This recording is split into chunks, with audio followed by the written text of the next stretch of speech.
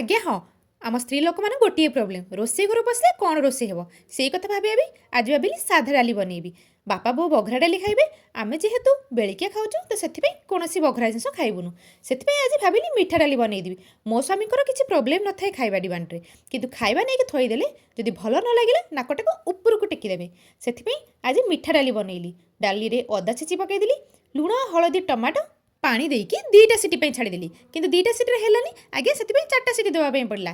ମଟର ଗୁଡ଼ାକ ବୋଉ ଦାଣ୍ଡରୁ କିଲେ ଖଣ୍ଡେ କିଣି ଦେଇଥିଲେ, ଭାବିଥିଲେ ଏକାଥରେ ତରକାରୀ ପକେଇକି ତ ଖାଇବା ଆଉ। ଦେଖିଲା ବେଳକୁ ଏମିତି ଅବସ୍ଥା ହେଲା ଯେ ମଟର ଗୁଡ଼ାକ ଖାଇ ହେଉନି। ସେଥିପାଇଁ ତାକୁ ଖାଲିରେ ଜିରା ଗୁଣ୍ଡ ଲଙ୍କା ଗୁଣ୍ଡ ଦେଇକି ଖାଲି କଡ଼େଇରେ ପକେଇ ଭାଜିଦେଲି। ଆମ ପାଇଁ ମିଠା ଡାଲି ବନେଇଦେଲି। ଦିହିପରେ ମୁଁ ଆଜି ଗାଁକୁ ଯାଇଥିଲି ଟିକେ ସାହାଯ୍ୟ କରିବା ପାଇଁ ବେଳିକିଆ ଖାଇବା ପାଇଁ, କିନ୍ତୁ ମୁଁ ପହଞ୍ଚିଲା ବେଳକୁ ଅଲରେଡ଼ି ଖୁଡ଼ିମାନେ ସବୁ କାମ ସାରି ଦେଇଥିଲେ।